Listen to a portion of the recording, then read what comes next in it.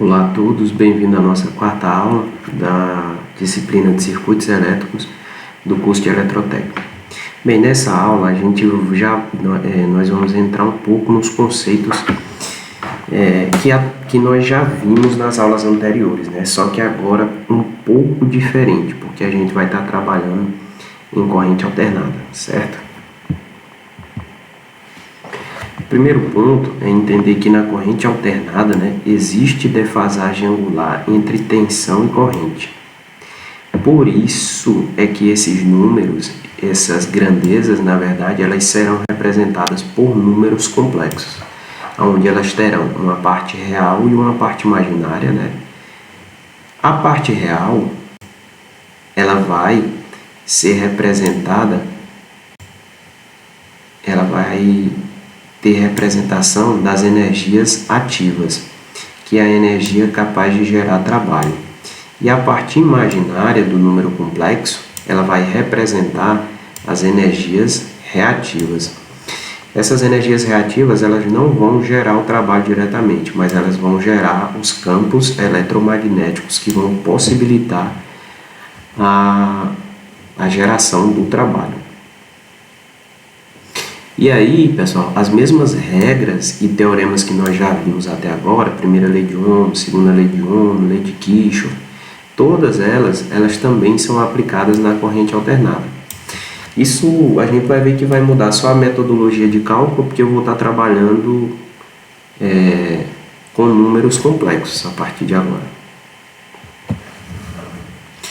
Outro conceito que surge aqui na corrente alternada é o conceito de impedância, né?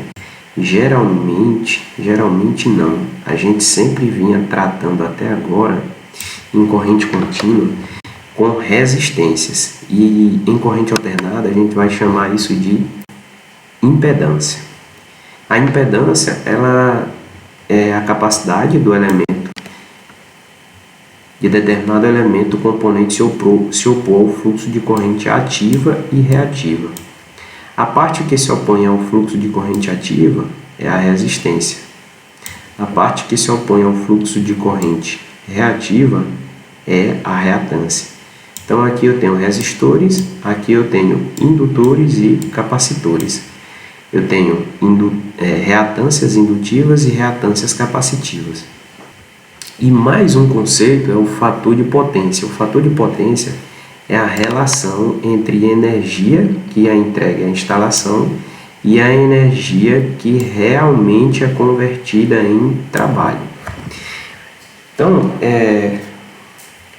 o fator de potência ele vai ser a potência ativa, ou seja, a potência que foi realmente convertida em trabalho, dividido pela potência total fornecida àquele equipamento.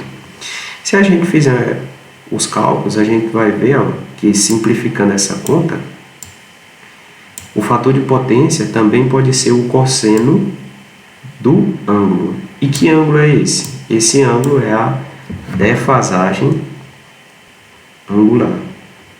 Defasagem. É a defasagem entre a tensão e a corrente. Certo, pessoal?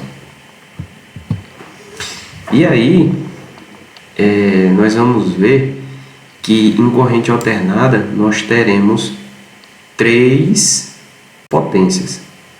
A potência aparente, que é a potência total entregue à carga, ela vai ser calculada tensão vezes corrente, e ela é medida em kVA.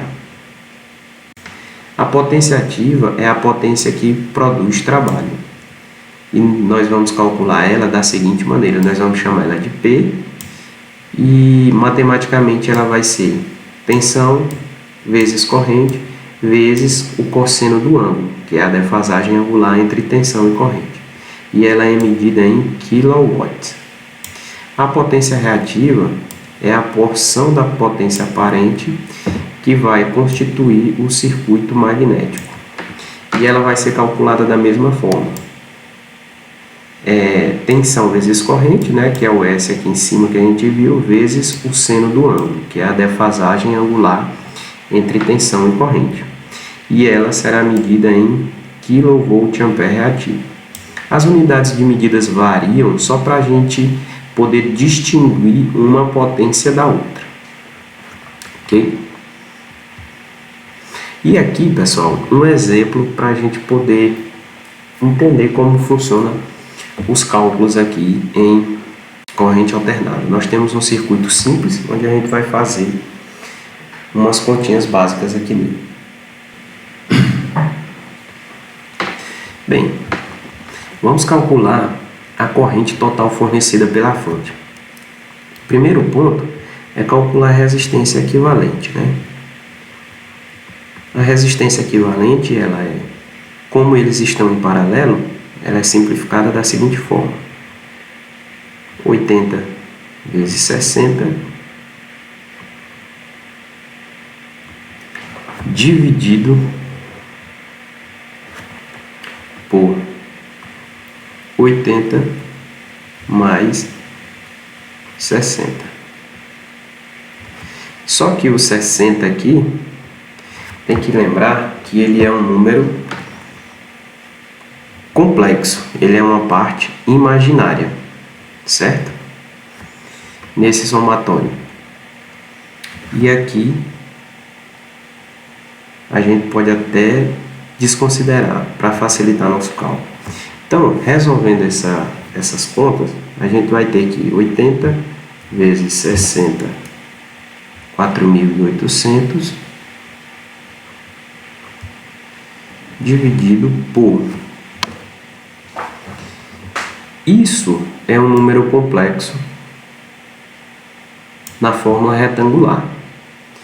A gente viu que para calcular o módulo desse número complexo, eu vou tirar a raiz quadrada da parte real ao quadrado mais a parte imaginária ao quadrado. Então, eu vou ter que 4.800 dividido por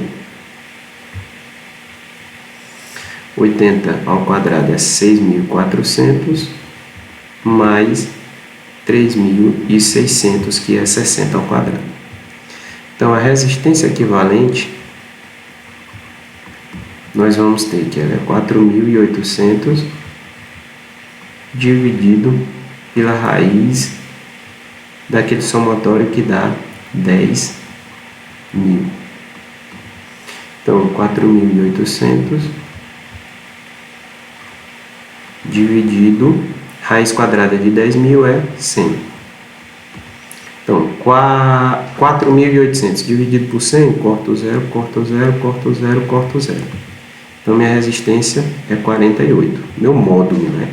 E para calcular o ângulo, a gente pode usar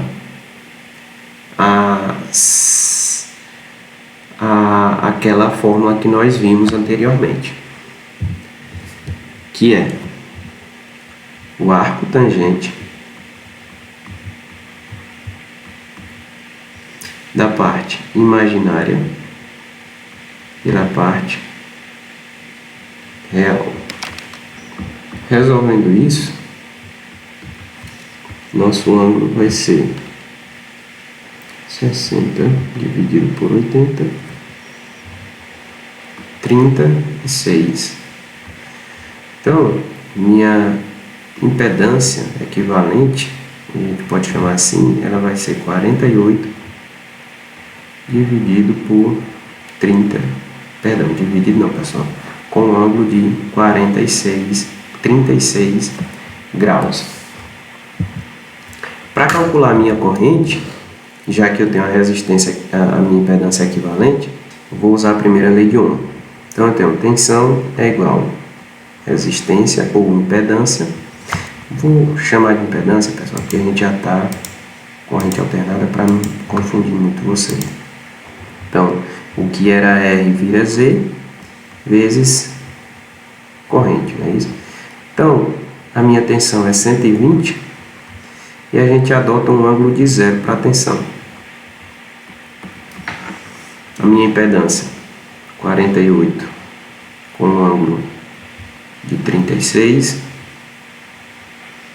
e a corrente é o que eu quero encontrar.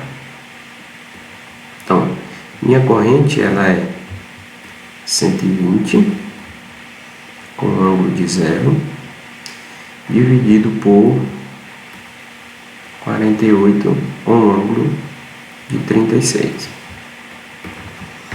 Então, 120 dividido por 48, 2,5, e o ângulo a gente vai diminuir, 0 menos 36. E aí, resolvendo, eu vou ter que a minha corrente é 2,5, 0 menos 36 fica menos 36 ampere. Então aqui, ó, encontramos nossa impedância, que é equivalente à nossa corrente equivalente. Pessoal, vocês podem observar que os cálculos e as regras, aquelas leis que nós aprendemos para corrente contínua, elas se aplicam da mesma maneira em corrente alternada. O que muda é a fórmula do cálculo, né? A maneira de fazer as contas, porque agora a gente não está trabalhando apenas com números reais, e sim com números complexos, certo? Então, na quarta aula a gente fica por aqui, e na aula presencial a gente vai resolver muitos exercícios para que esses conceitos eles fiquem consolidados na mente de todos vocês. Desde já eu agradeço e aguardo vocês na aula presencial.